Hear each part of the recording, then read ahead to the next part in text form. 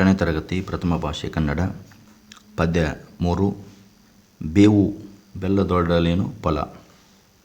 ಪುರಂದರದಾಸರು. ಕೃತಿಕಾರರ ಪರಿಚಯ.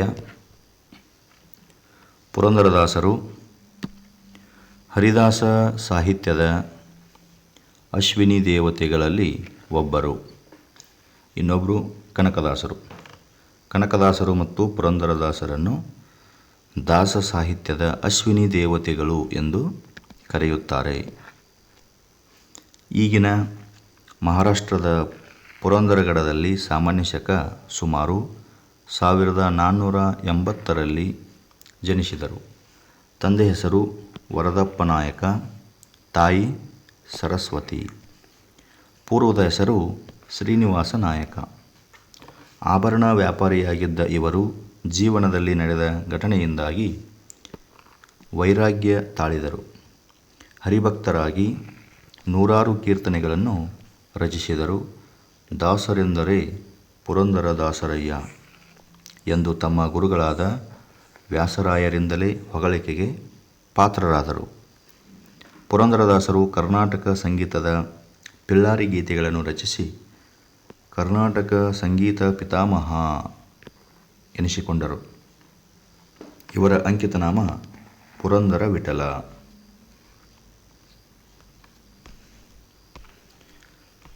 ಬೇವು ಬೆಲ್ಲದೊಳಿಡಲೇನು ಫಲ, ಹಾವಿಗೆ ಹಾಲೆರೆದರೇನು ಫಲ.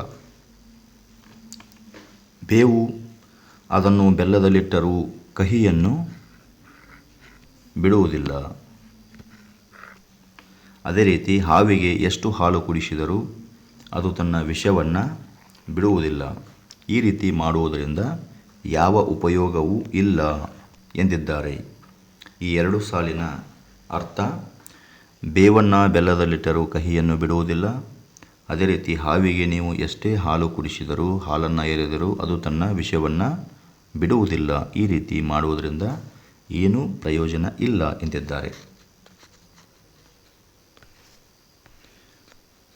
ಕುಟಿಲವ ಬಿಡದಿಹ ಕೂಜನರು, ಮಂತ್ರವ ಪಠನೆಯ ಮಾಡಿದರೇನು ಫಲ. ಸಟೆಯನ್ನಾಡುವ ಮನುಜರು ಮನದಲ್ಲಿ, ವಿಠಲನ ನೆನೆದರೆ ಏನು ಫಲ. ಈ ಪದ್ಯದ ಅರ್ಥ: ಮೋಸ, ವಂಚನೆ, ಮತ್ಸರ ಮೊದಲಾದ ಕೆಟ್ಟ ಗುಣಗಳನ್ನು ಮೈಗೂಡಿಸಿಕೊಂಡು ಸುಳ್ಳು ಹೇಳುತ್ತಾ ನಟನೆಯನ್ನು ಮಾಡುತ್ತಾ ದೇವರ ಮಂತ್ರವನ್ನು ಪಠಿಸಿದರೆ ಫಲ ದೊರೆಯುವುದಿಲ್ಲ.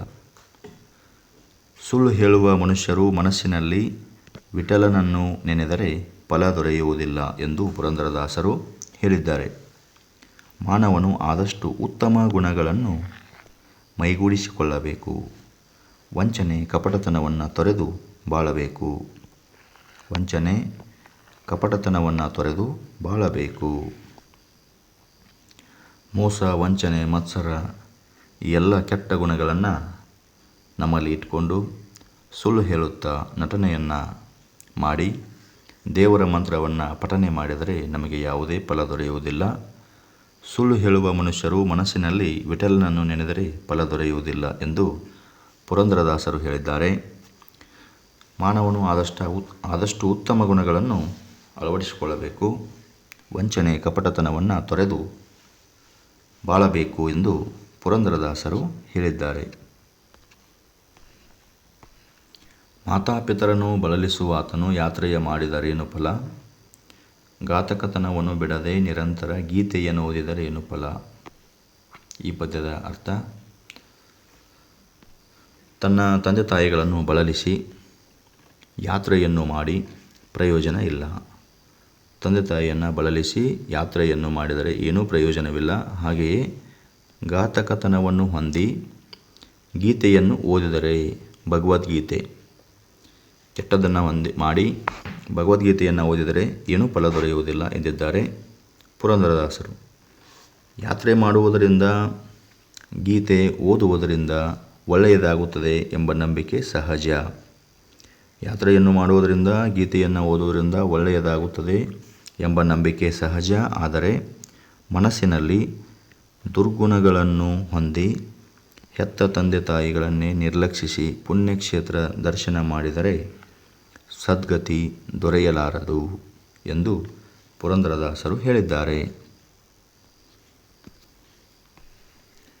ಕಪಟತನದಲ್ಲಿ ಕಾಡುವವರೆಲ್ಲರೂ ಜಪಗಳ ಮಾಡಿದರೇನು ಫಲ, ಕುಪಿತ ಬುದ್ಧಿಯನ್ನು ಬಿಡದೆ ನಿರಂತರ ಉಪವಾಸ ಮಾಡಿದರೇನು ಫಲ. ಜಪತಪಗಳಿಂದ ಫಲ ದೊರೆಯುತ್ತದೆ ನಿಜ, ಆದರೆ ಕಪಟತನವನ್ನು ಹೊಂದಿ ಬೇರೆಯವರಿಗೆ ತೊಂದರೆ ನೀಡುತ್ತಾ ಜಪಗಳನ್ನು ಮಾಡಿದರೆ ಫಲ ದೊರೆಯುವುದಿಲ್ಲ. ಕಪಟತನವನ್ನು ಹೊಂದಿ ಬೇರೆಯವರಿಗೆ ತೊಂದರೆ ಕೊಡುತ್ತಾ ಜಪ ತಪ ಮಾಡಿದರೆ ನಮಗೆ ಫಲ ಸಿಗುವುದಿಲ್ಲ. ಅಂತೆಯೇ ಕೋಪ ಮತ್ಸರದ ಬುದ್ಧಿಯನ್ನು ಬಿಡದೆ ನಿರಂತರವಾಗಿ ಉಪವಾಸ ಮಾಡುವುದರಿಂದ ಫಲ ದೊರೆಯುವುದಿಲ್ಲ.